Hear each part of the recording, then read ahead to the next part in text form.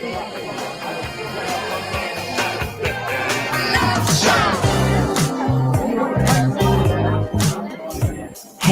welcome to the Love Shack. It's a little old place where we get together, explore fresh perspectives, and eavesdrop on juicy conversations and uncover the mysteries that nobody talks about but absolutely influences our relationships. If you are struggling with your special someone, this show is dedicated to helping couples rescue their relationships. I'm Stacey Bartley, and I am here with my lover and co-host Tom. Together for the past decade, we've been teaching and mentoring couples from around the world with the sole purpose of helping them create an experience love for a lifetime, both in their relationships with themselves and with others, using sound principles and skills. It's great to be here with you in the Love Shack. Absolutely. Thank you very much. A special charge, if you're listening to us live or whenever you catch us, this is our 1-year show. So special thanks to our listeners first. Without you, there would be no show. And then all the guests, and then our incredible team at KKNW that allows this to be live, and then through the wonders of technology up to wherever you get your podcast. But again, thank you. I always say this, but it's always true, at least in my view. You're gifting us with your most precious resource, which is time. And thank you. And we do our very best to make it worth your time to spend some of it with us. Yeah. So today we're going to be diving into yet another wonderful conversation. It might be a bit surprising to you as we begin the month of October. We typically think of Halloween and think about things like the costuming and the Halloween upcoming trick-or-treaters. However, this month, we're going to focus your attention on Breast Cancer Awareness Month. Now, cancer is something that I think is always very close to us. It's not very far, typically in our families, where we know somebody that we love and that we care about that's either struggling with it personally, or that we have a family member, a loved one that has struggled with it. Now, I'm getting emotional because Tom and I just came back from an end-of-life celebration with a dear, dear friend who lost his life to leukemia. Tom and I also have fathers that died in 1970 from cancer. And I have a dear, dear sister who is a survivor of 20 years with stage 4 colon cancer and has knocked that out of a park. She's kind of an anomaly in and of herself. So in addition to us being touched by this conversation very, very personally, I was so delighted and impressed when I met Liz Bendit. She's going to be our guest today. And she too is a cancer survivor of 4 different types of cancer. And she rightfully calls herself a miracle. She has also created a company called BombBox, and BombBox is functional products to support loved ones who are struggling with chemo, radiation, and this is all coming from her own personal experience. And we want to have a conversation with Liz about what it took for her and her wonderful husband to support her so that she had the support that she needed, but also her husband. Like, how did they ensure that this caregiver was also supported through this process as he kept the family together, her 2 beautiful kids and their wonderful dog and their home? How does life continue? For some of us, it brings us close together, and for others, it can be the great divider. I've got stories of clients that have experienced both. So our conversation and our focus today is going to be on how do we set it up for the greatest success possible, supporting all those dear ones that we love who might be in the throes of struggling today. So regardless of whether you're actually challenged with cancer in your own life or supporting somebody who is going through it, or you have some other terminal illness or illness in your family that is causing struggle there, I know that you're going to find something from our conversation today with Liz. So stand by, stay tuned, and we'll be right back after this short message.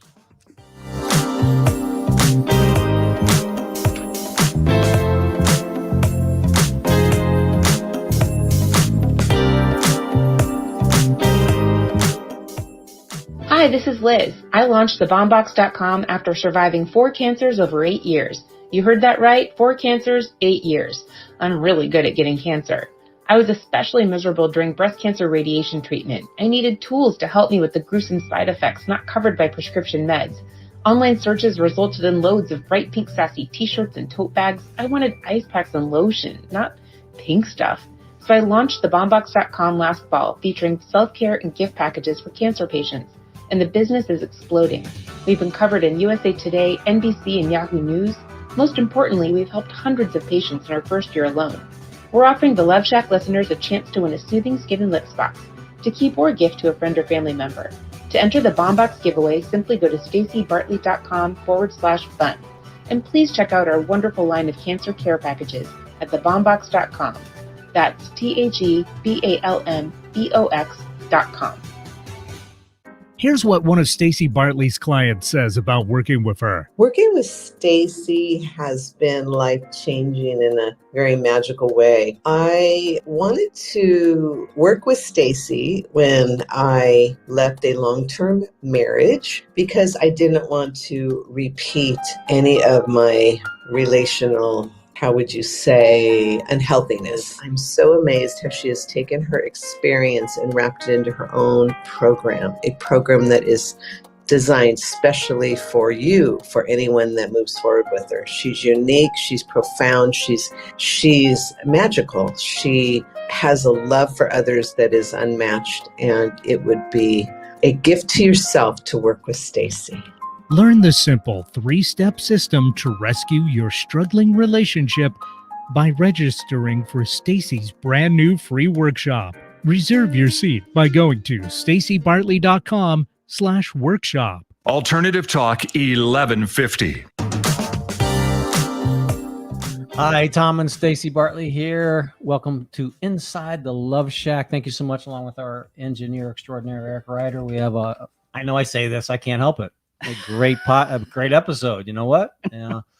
So this is what we call the heart of the matter. I'm going to turn it over to my lovely wife and Well, let's today, get this party started. Yeah, today in the Love Shack, we have Liz Bendit, and she's the owner of the Balm Box. And as Liz says, I like to think of myself as a medical miracle. I survived 4 cancers over 8 years, and we went, what? Tom and I think of her and her relationship as a miracle too. And so we wanted to share it with our listeners today. Liz is going to share with us what she needed to heal and how she kept her relationship and her family intact along the way. I also want to just mention here that approximately 2,100 men in the U.S. receive a breast cancer diagnosis each year. Wow. Why? Because all bodies have breasts. And I love that hashtag, all bodies have breasts.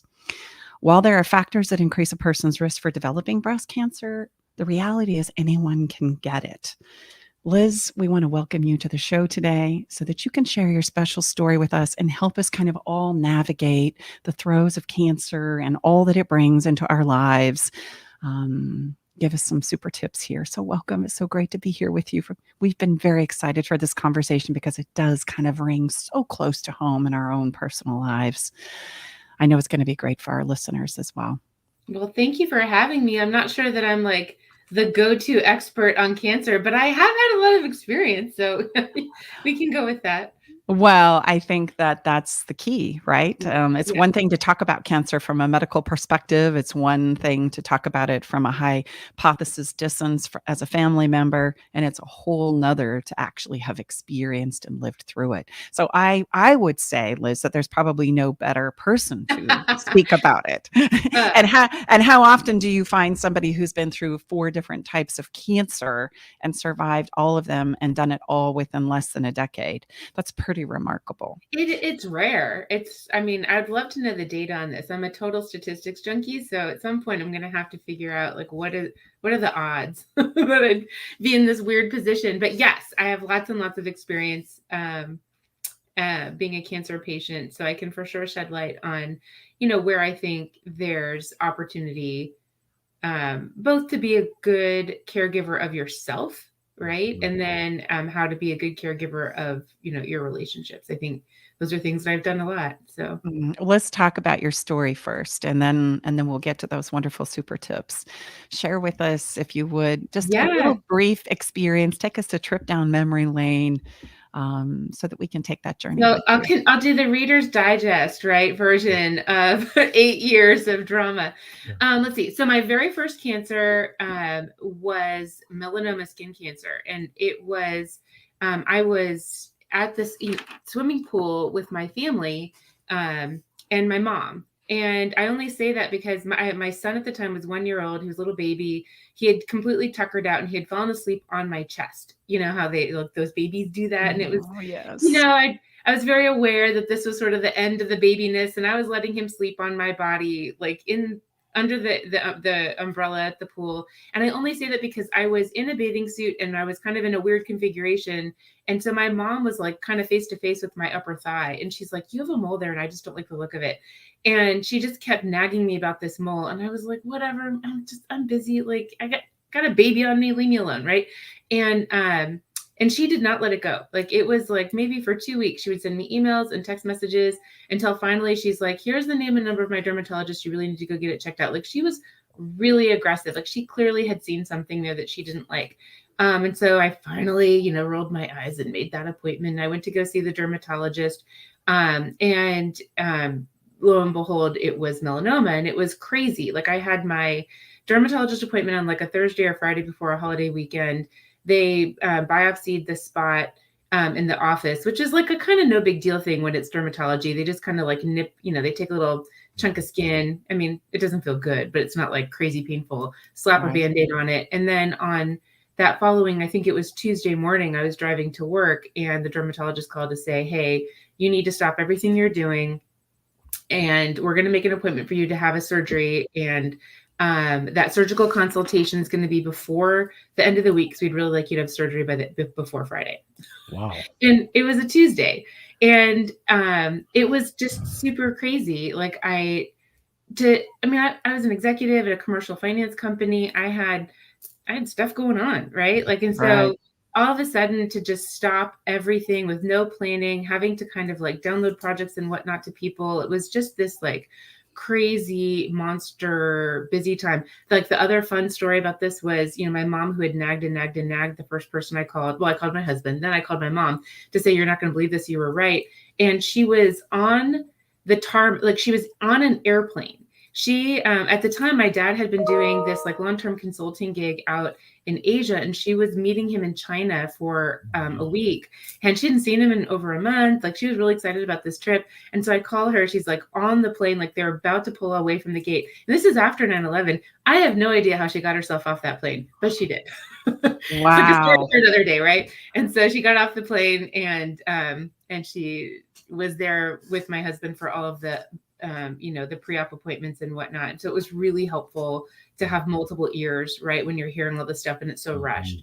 Gosh, Liz, how incredible for you to have such incredible support like that your mom is here taking off for the trip of a lifetime and she decides that she's going to stay and actually fly the other direction to support you. And that's got to be key to your healing, I would think. Oh my gosh. I can't, you're getting choked up thinking about your friend, and I get choked up thinking about the level of support that I get from my mother. She's amazing. And I think back to that first cancer diagnosis, that 2-week period was very stressful because the melanoma is a very, very fast moving cancer. And so what they tell you is if you catch it before it spreads, no big deal, just wear more sunscreen.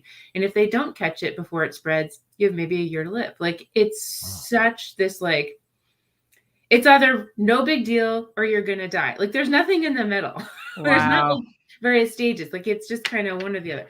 And so, and here I am, I have a 3-year-old and a 1-year-old at home. I have, busy career and life. And it was a lot to take on. And I think that the rush of that in some ways was a gift, right? Because there's just so much life logistics that you have to work out, especially when you're a working parent, childcare and dinners and carpools and, all that stuff has to you got to work all that stuff out. And then, and I was still working full time. So I was trying to figure out, projects and all the stuff that you do at work.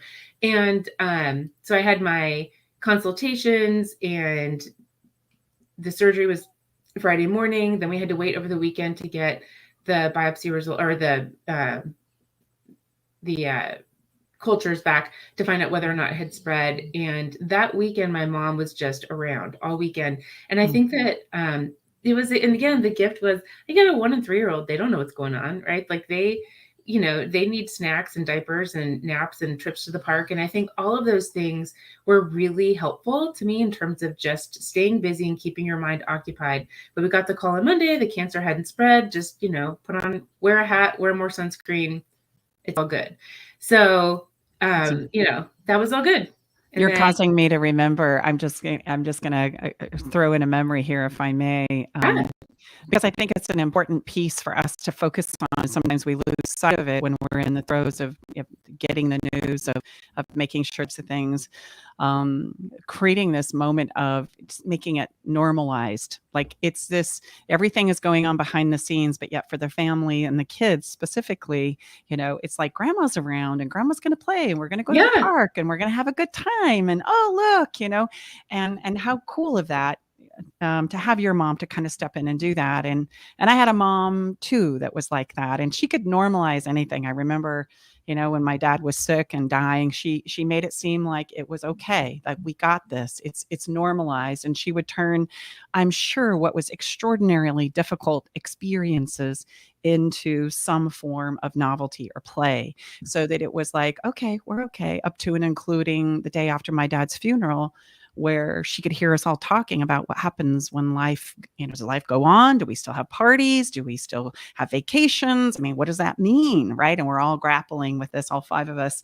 And she opens those beautiful curtains in our living room and says, life will go on. We will love and we will have parties and we will laugh again. Right. The sun will shine in this house, whether it's shining outside or not. And as kids, we have clung to that. Right. We're just going down to Moab to celebrate my oldest brother's 70th birthday. I hope he's not listening here, because then I just gave the surprise away. But he has this actually painted on a 30-foot teepee in his backyard. The sun will shine in this house, whether it shines outside or not. And I think there's got to be a key there to healing that I just wanted to highlight as you were sharing your story, that everything is going to be okay. And that reassurance, I think, is huge. I've watched my sister do it too, as she has been a 20-year survivor of stage 4 colon cancer. And this experience of her normalizing and finding the joy in what's playing out, which is very dramatic and very difficult to wrap your head around. Her husband and her family have this incredible way of normalizing what's happening in the house. Like, we got this, it's going to be okay. And how cool that your mom gave that gift to your kids as well. She did. And, what's amazing is it wasn't done in a way that where she pointed out she was doing it. It was just, now in retrospect, right, I can see that that's what she was doing. And she was so level-headed, right? Just kind of like, whatever happens, we'll deal with it, but let's read Peter Pan, right? Like, it was just not, we were going to we were going to live in the moment. We were going to take care of the kids. I was going to ice my leg, and that was going to be that, it was just not, it was going to be, she stayed level-headed and calm. And it just created this example, right? Of, no one's going to panic. We're not panicking yet. We're just waiting for the call. When we get the call, then we'll deal with it. Right. So we got the call and it was fine. Little champagne was toasted. We were done. And so how long before the second round of cancer? 11 months. It was not even a year. Yeah. 11 months later. It was just completely random. I had I think it was my very first mammogram, because my mom was a breast cancer survivor, which is a story for another day. And so I was supposed to start getting my mammograms earlier at age 35. I was pregnant at that time. Remember the little baby? So I finally got around to getting that mammogram, and it came back with something questionable. So I went back to the surgeon's office to get a biopsy. And as part of the pre-op, they start feeling you up, right? You got your hands all up in your boobs. And then her hands started climbing up to my neck. And she's like, she found some kind of lump in my neck and she didn't like the feel of that. And I was like, what are you doing? Like, my boobs are down here. Like, what's going on? And so I got 2 biopsies that week, which was super fun. I got the neck biopsy and the breast biopsy. And it turns out that the breast biopsy at the time was nothing. It was just, schmegma in the boob. I don't know. But the neck biopsy was thyroid cancer. Mm-hmm. And so at the time I thought, okay, I need to stop everything. Is surgery Friday, Thursday or Friday, right? Like this whole kind of this turnaround. And thyroid cancer is one of the slowest moving cancers. It's super common. They're like, well, first you have to do this pre-op, and then you have to do these labs, and first you have to meet with this kind of doctor, and blah, blah, blah, blah. And so maybe in 2 months we'll do the surgery. And it just made me crazy, like this idea that I would walk around with cancer for 2 months. But it turns out that was actually kind of, now in retrospect, again, like it was great, right? I had time to plan. I could pick the date. I could adjust it around, when various kind of work and personal obligations would make more sense. There was just all this flexibility that I had in terms of scheduling. Didn't have to schedule it around when I scheduled when both my parents would be in town. My mom would, like all these things. So it was actually really nice. I could figure it all out. And so here we thought, okay, this is like a really common procedure. I had done all the labs, all the pre-ops, went in, and they released me from the hospital. My lips were still a little bit numb, but they said that's totally normal. And then as I got home, all of a sudden my hands went numb completely and my face started going numb. And so we called the doctor and we're like, is this normal? And they're like, well, take some Tums and call me in 20 minutes. So because Tums have a lot of activated calcium in them. Took some Tums, called back and said, not feeling good. Starting to feel like I can't move my lips. They're like, okay, we'll meet you in the ER. And it turns out that I was going into what's called hypocalcemic shock, which can happen to 2% of patients. It's super, super uncommon. What that meant is that even though I had the thyroid surgery, that removes your thyroid gland, there are glands next to the thyroid called the parathyroid glands. And when you have your thyroid removed, they can sometimes either get nicked by the surgeon. That didn't happen to me. They just, I don't know, they were just breathed on wrong, right? Like there was just something in there that they didn't like. And so my parathyroid hormone parathyroid stopped working. And so I needed an alternative to that. And because it's so rare, there's not like a standard synthetic parathyroid hormone. It's just, there's kind of secondary things that doctors do to kind of solve for it, which is a long way of saying I was in the hospital for 2 weeks while they tried to figure out the drug cocktail that would keep me off of IV calcium. Wow. And that was traumatic, right? That was really, really hard. I missed my kids. All of a sudden, here we thought we were planning, we knew what surgery was going to be. And all of a sudden now mom's in the hospital and there's just, all of a sudden the balls are dropping everywhere. And so I eventually, over 2 weeks, they figured out a drug combination. Another month or so later. So I was home after 2 weeks. I think that I was out of work, gone from my office almost a month. Then kind of tried to get back to normal. And it was maybe a year where I just never felt well. I was constantly exhausted. And I was complaining to one of my doctors, like, I don't think this is not right. Like, I wasn't this tired when my babies were infants and not sleeping through the night. Like, something is wrong. And he said to me, nah, you're a working mom. Working moms are always tired. And Stacy, that was my reaction exactly. Like, she's shaking her head, like, are you kidding me? Like, yeah. And I was like, okay. So, and in the moment, I just kind of nodded and got really quiet, and then did not make a follow-up appointment, found a different endocrinologist, right, who was a good listener. And we tried some different drug combinations, and lo and behold, I got my energy back. So, that was, again, a great learning that you have to advocate for yourself, right? That you have to really kind of pay attention to how you're feeling. And even if it's rare, I mean, again, these are things that happen to 2% of people here, you know what I mean? It's just so uncommon. And yet if it's happening to me, then I need to deal with it.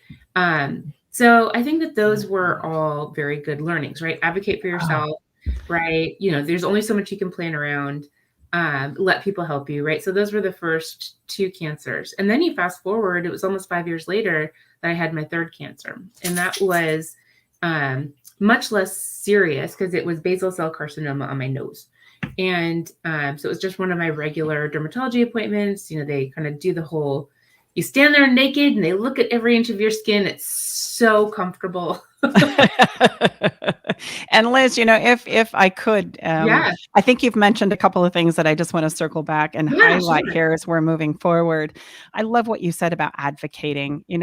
Sometimes when we feel like, especially in a medical kind of of context that everybody knows more than you do. And although that may be true from a learning perspective, nobody knows your body and the sensations and experiences in your body better than you do. And when you're taking a medication or there's a procedure or something that is offered and yet you feel uncomfortable with it, or that is not working, or that you want to learn more about, I think so many of us just go, oh, well, okay, they said this is what's supposed to happen, or this is the way it's supposed to be. And there's so many stories from the dear people that I love in my life that has kind of pushed back on that a little bit, up to and including maybe a little bit of radical. What I'm remembering is my sister having to go in for yet another surgery as they were moving her ileostomy from one side of her body to the other. And the nurse calls and says, it's imperative that you get in today because we need to mark on your body where this is going to be moved to. And my sister had this incredible way, like I had mentioned earlier, of turning everything into some kind of an experience. Like she had this way of creating a novel moment out of this incredibly difficult experience where she goes in for surgery. She always gets herself a new pair of pajamas, a special cup for her water. She always gets her nails done, her lashes done. And she always has these cute little pair of flip-flops like she's going on vacation. And she always imagines herself laying in a bed, sitting on the beach with the sun beaming down on her. So like she's mentally trying to get herself to vacation when she goes into these surgeries. And she's had many of them. And she said to the nurse with respect, but very firm, I'll tell you what's imperative. I need to go and take care of myself right now. And I'm sure you'll figure out where to put it. And they did. And she didn't show up for that because she felt like she knew what she needed in order to get herself mentally and emotionally prepared for what was coming in the aftermath, right? And I think it's really important for us when we're advocating for ourselves to pay attention to that. There's nobody who knows you better than you do. Right? No, I totally agree. And the other element, and I'm going to tread on some kind of dangerous waters here, but I do believe that when we work with our medical, and when you work with a doctor, the tools they have available to them are prescription drugs, right? And surgery, like those are their go-tos. And there are other ways to help yourself outside of those things. So I'm not suggesting in any way, shape, or form that it's either or, it's and, right? Love that.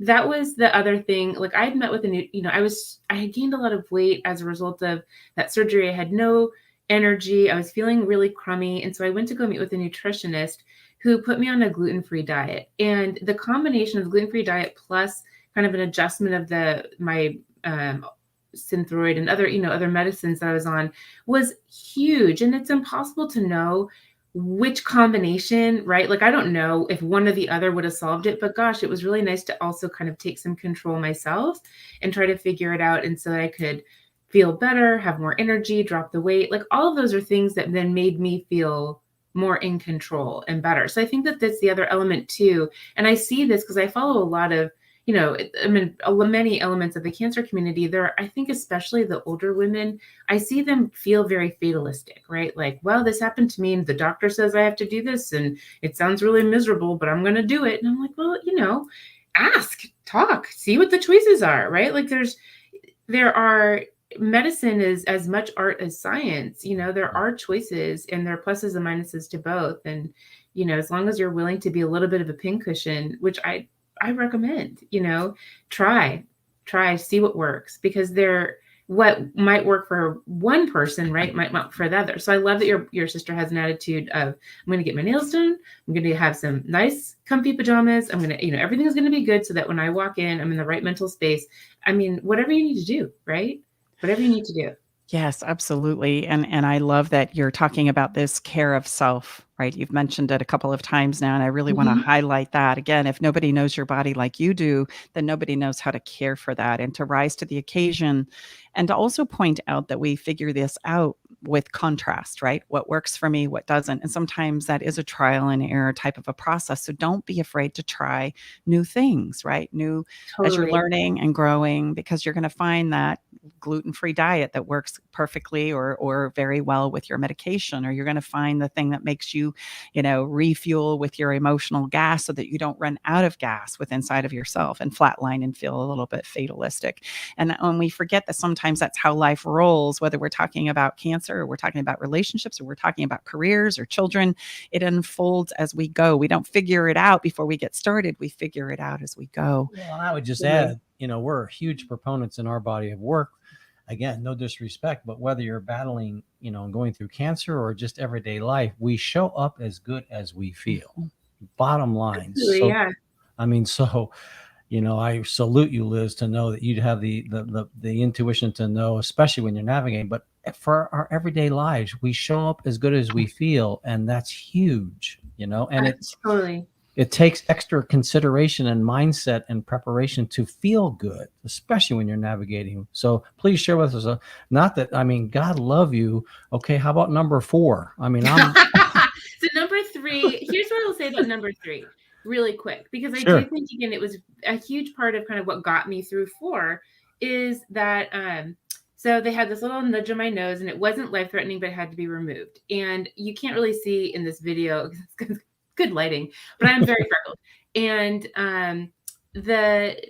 so normally what they would do is they would kind of take a chunk of skin from the nose, replace it with a chunk of skin from your neck and put it on your nose. Well, I would look like Rudolph the Red-Nosed. I would look like I have a patch right on my face because the freckle pattern would not match. And so, and if I may, for our podcast listeners right now, I am looking at Liz and she is absolutely stunningly gorgeous. She has very, very beautiful skin and beautiful red hair, which I happen to be a proponent of. She is absolutely gorgeous. And you would never know that anything had happened to her nose. Because this is why. So when I went to, so they bounced me over to plastics because that's who would have to do the surgery. And the plastic surgeon said, okay, well, the standard of care is that we're going to start here and you're up here.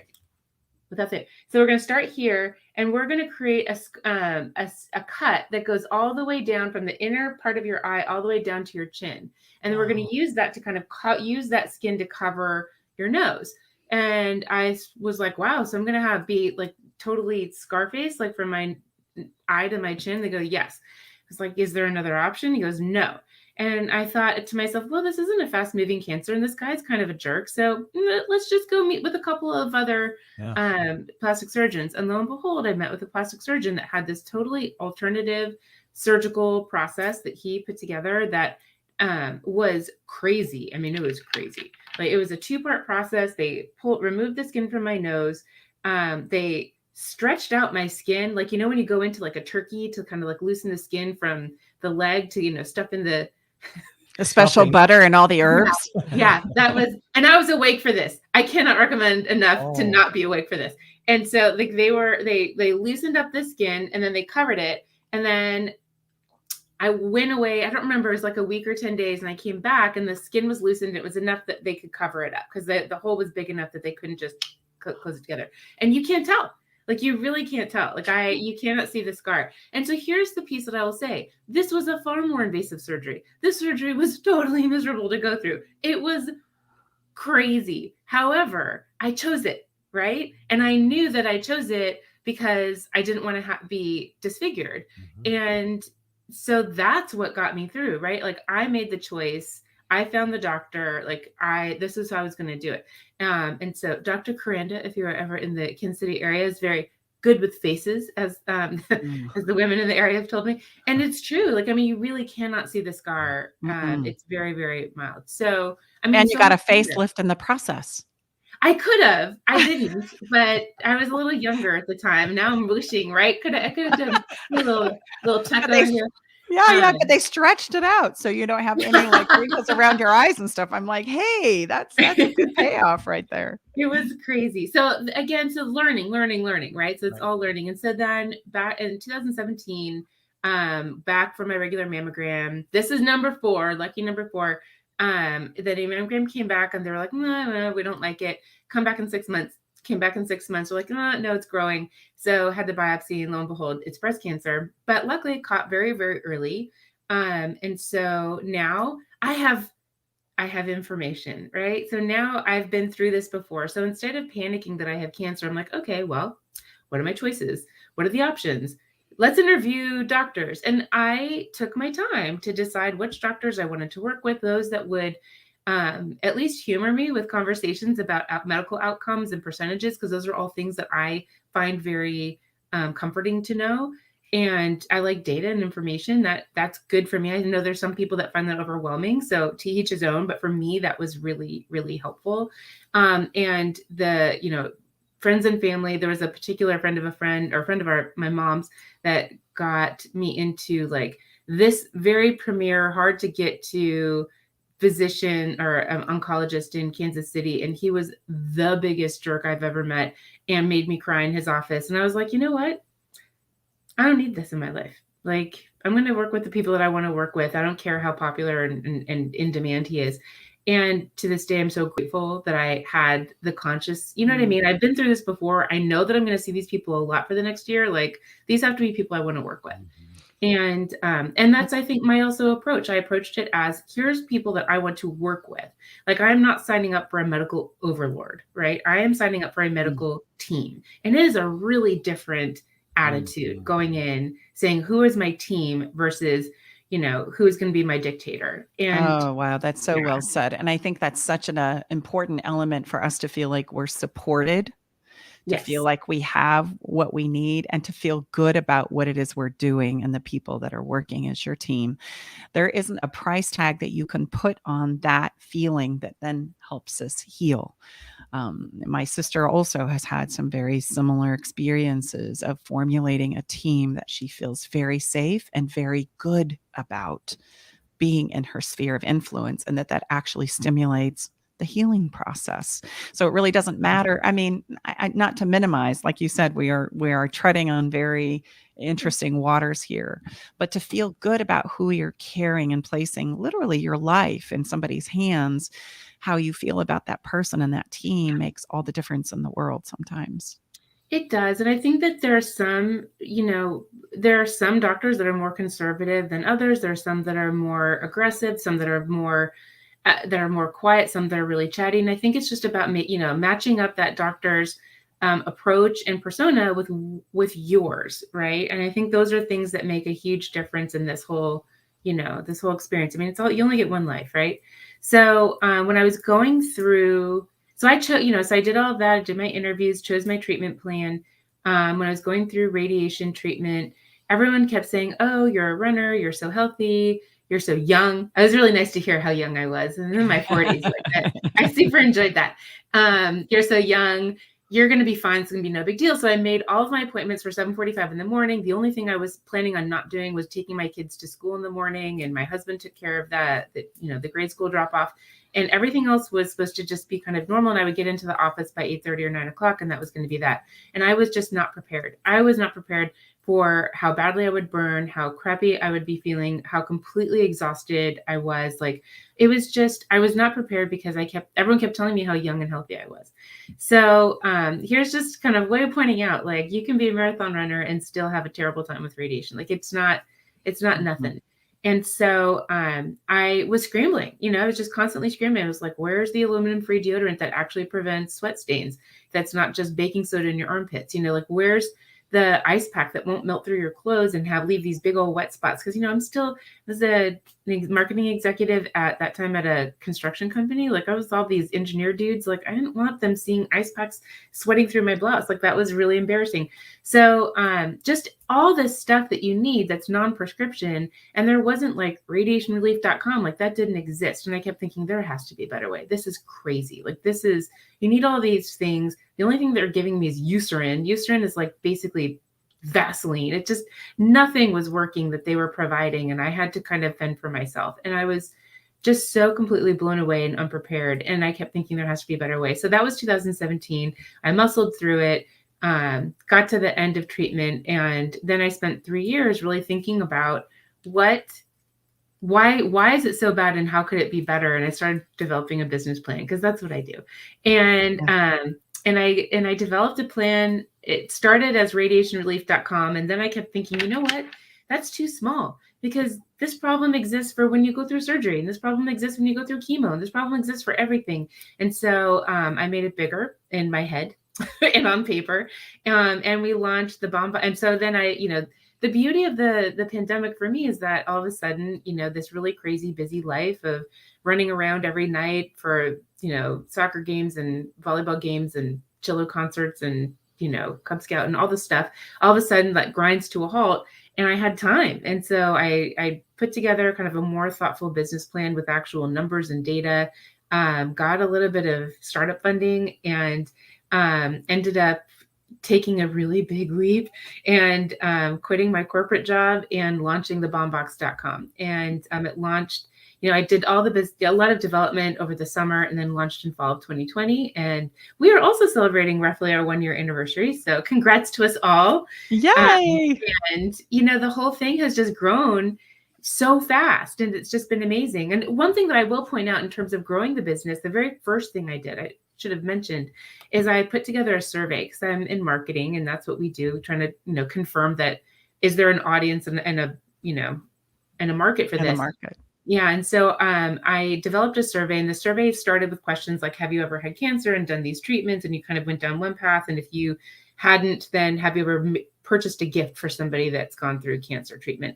And so kind of went down these multiple paths. And what I learned, and so first of all, it was the pandemic. If you remember back in March of 2020, everyone was in front of their computers and bored out of their skulls. So if I sent an email and said, hey, here's a really long survey that with no incentive whatsoever, could you take it? Everyone was like, great, something to do. And then they shared it, and it went viral, and it collected almost 600 responses, which is awesome. It was statistically valid. And so the learning just completely validated that I wasn't alone. And so when you ask cancer patients, what are the tools that you really needed and wanted when you were going through your treatments? And there was like a list of like 50 things for them to choose from. And the absolute best performing items were all functional. So things like ice packs and lip balm and essential oils, which I had never used. So that was kind of a new thought to me. And all the absolute worst, bottom of the barrel, worst ratings were all what I would call inspirational. Kicking Cancer tote bags, worry stones, coffee mugs, right? All of those things, those pink t-shirts that I had just got so many of, and they're so well-meaning, right? But no one wants that stuff, or at least in our survey of people, nobody wanted it. What they wanted were functional tools. And that was, to me, the big insight that led to the launch of the Bomb Box, which was, why can't care packages be functional? Because, gosh, nobody needs more pink mugs. Like, I'm telling you. And fuzzy socks, right? Fuzzy socks I have a love-hate relationship with, because, the thing is, people really love the fuzzy socks. They are cozy, and your feet do get really cold when you're going through chemo. But yes. Those are ones that I think they tread the line between like functional and totally inspirational. But yeah, the inspirational stuff like the the bags and the pins and the books and the journals. I mean, those are things that just really did not rate well. That's great. Yeah. I was always, when we first met, I was so inspired by what you had done here. And I'm thinking of being a person who's looking to support somebody who's maybe in the throes of this as a friend or a family member, or maybe a lover, your partner, and to have somebody surprise you with a functional product, right? To think that you learned about that and you thought through that would be so touching. And so I just want to mention that here, right? That's what I love about the Bomb Box, is that it's a place where you can go without a whole lot of heartache to actually find something that's not only going to help your lover, your person, the person that you love and care about, but it's also going to provide them with something functional that they need as they're going through the journey and the process. I think that one of the best gifts is that as a patient, when you receive it, you feel heard, right? You feel heard and seen, like, oh, they get it. They get how miserable this is and how much pain I'm in. As opposed to, I feel like the opposite is true when you get those, at least for me. And again, I can speak for myself and certainly just anecdotally with other breast cancer survivors, those pink t-shirts, man, like getting that stuff makes you feel like you almost have a responsibility to be perky and the breast cancer warrior, hold with the strong arm. And, a lot of days you don't feel like a breast cancer warrior with your strong arm. You kind of want the opportunity just to kind of like lie in bed and watch Saturday Night Live reruns, like no one needs the extra added pressure to be a good patient, right? Like, and that's, I think that's my interpretation certainly of why those items kind of have an almost negative connotation to a lot of cancer survivors. And well, I would say that, this is the absolute confirmation. What we teach and mentor in our body of work is, and sometimes people have a hard time getting their arms around it in relationships, like other areas of life. Specifics. I have a saying that I love to share, and I do it often. Specificity in our relationships is like catnip for our soul. And what you're advocating, tell me if that doesn't resonate, is totally. Like catnip. So functionality would be like catnip, like, oh my gosh, thank you so much, because this brings me such relief and comfort.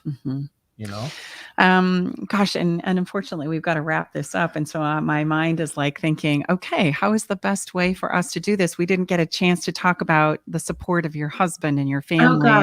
And I'm sure that he contributed so much to your healing process. So I just want to give a shout out to him and your family and your mom.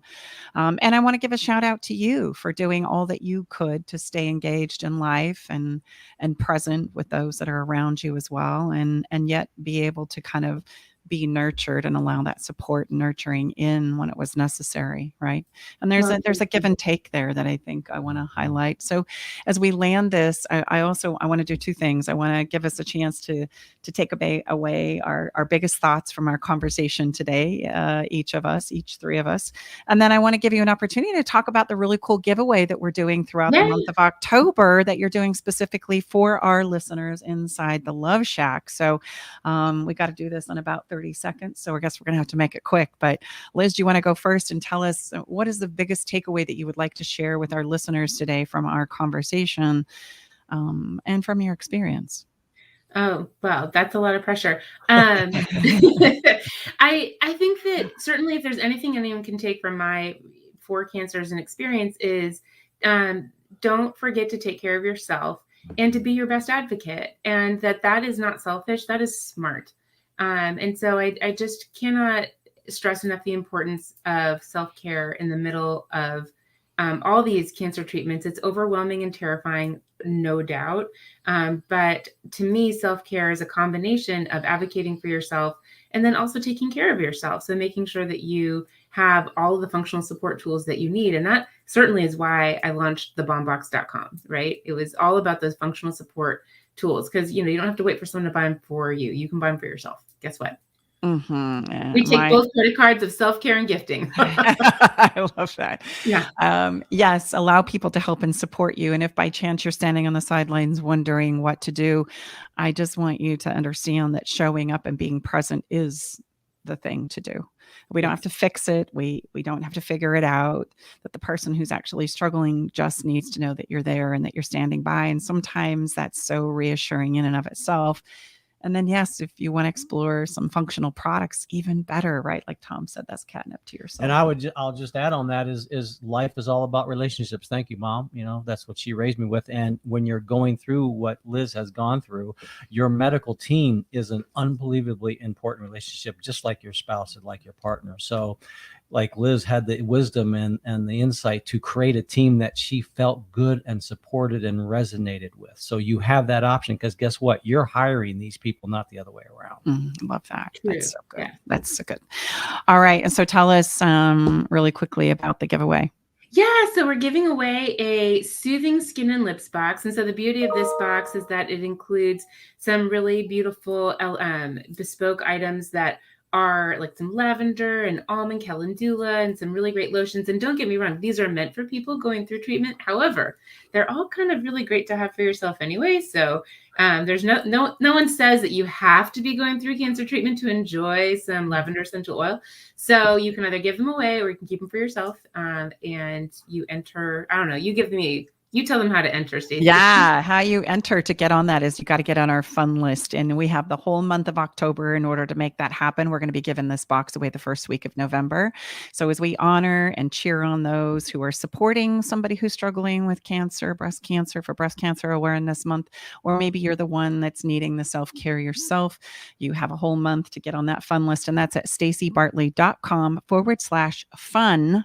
Again, staceybartley.com/fun. Get on that list, and that will enter you to win that beautiful bomb box that is only happening for our listeners inside the Love Shack. So your odds of winning are really great, right? It's not like we're opening this up to the whole world. So make sure that you get on that list. Liz, thank you so much for taking the time to spend with us today inside the Love Shack and for sharing your story with us. I'm sure it's going to be a comfort as well as informative to so many people right now who are maybe in the throes of this challenge or supporting someone who is in the throes of that challenge. So thank you so much. And we look forward to maybe having you back again sometime. Absolutely. Thank you for having me. You bet. Have a beautiful day. You too. So we're going to take a really quick break. It's going to be super quick because we got a couple of things that we still need to do. We got to have a little fun, babe, and I've got to do a drawing, and we have a little bit of love to spread around. Stay tuned. We'll be right back.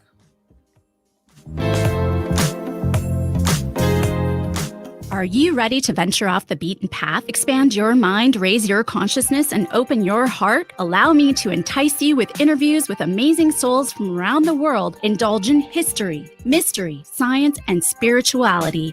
There's weekly skin tips, live esoteric readings, and answers to life's burning questions. So come join me, Sakura, your host, intuitive medium and spiritual hypnotherapist, each Wednesday at 2 to 3 p.m. right here on KKNW for Love from the Hip. Hi, I'm Nathan Mum, host of Tech Time Radio with Nathan Mum on KKNW. Tech Time Radio's live show is Saturday from 4 to 6 p.m. And you can always check us on the web at techtimeradio.com. Our segmented stylized radio gives you the breaking news before it hits mainstream media. Join myself and Mike Corday as we'll make you laugh. That's good. So, Hooked on Phonics worked for you, didn't it? It did, just a little bit. And learning something new in technology. Join us Saturdays, 4 to 6 p.m. and Thursdays from 6 to 7 a.m. The Technology Show for the everyday common person. Welcome back, everybody. Tom and Stacey Bartley inside the Love Shack. We're going to jump right into our Follow the Fun. And we've got a giveaway going on right now. We do that the first week of every single month for those who are on that fun list we talked about just before the break. And we're also celebrating our 52nd episode. So today is a big day for us. Again, as Tom had said earlier, thank you so much for being here with us inside the Love Shack and helping us grow and spread the word. And today our giveaway is, because it's getting cool outside, I want you to envision or imagine for a moment you and your special somebody like curling up on the couch, and you have this beautiful throw that you get to like throw around you, and it's soft and it's sensuous and it feels so good because it's getting cold outside. At least it is here in where we are. And then you got favorite little beverage going on with it, and your maybe toes a fire, touching you. Maybe a fire. I love where you're going there, babe. So that's what we're going to give away today, the throw. And if I could put that whole experience in a box for you and ship it to wherever you are in the United States of America, I would. And we're going to ask our Eric engineer, our Eric writer, our engineer, to pick a number between 1 and 100. And this will be our lucky winner for this month's giveaway. Eric, what number have you got for us? Let's go 12. 12. Oh, 1, 2, 3, 4, 5, 6, 7, 8, 9, 10, 11, 12. Okay. Well, we have envision13@yahoo.com. That's going to be the winner. And don't worry if you don't know who that is. For sake of security and privacy, we are going to personally email you in just a little bit and let you know that you are the winner of that incredible throw. Again, envision13@yahoo.com.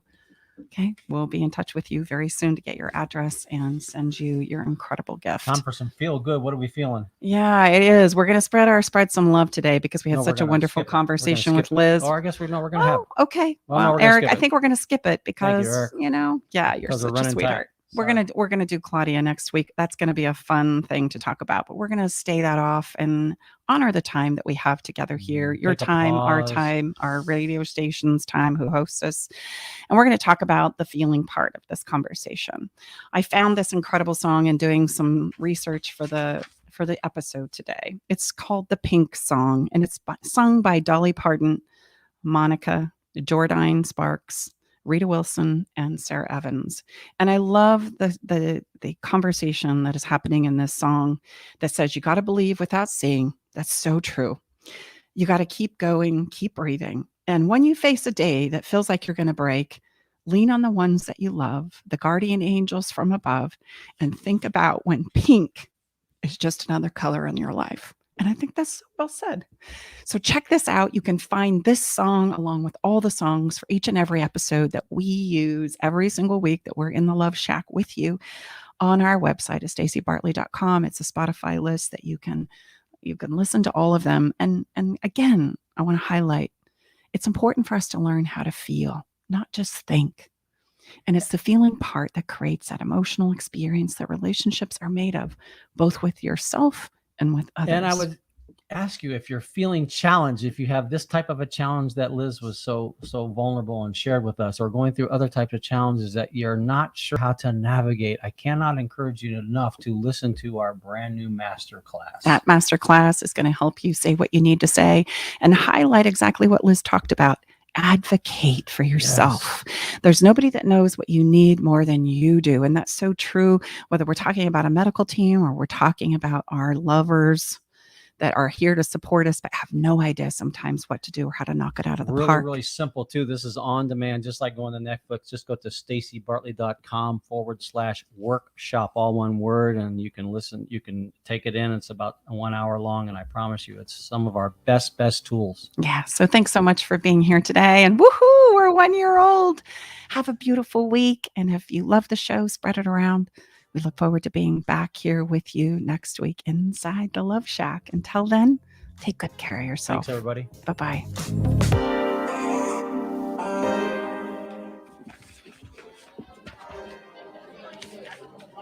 Thanks for joining us today in the Love Shack. We hope you came away with something that made your toes tingle. To learn more about everything you heard on today's show, go to staceybartley.com/podcast. Love the show? Help us spread the love by sharing the show with others. That was the right call. Okay, everybody, time to go. We got to close the doors to the Love Shack for this week. You don't have to go home, but you can't stay here. Come back next week, though, and join us for another edition of Love Shack Live with Tom and Stacey Bartley. The views expressed on this program are those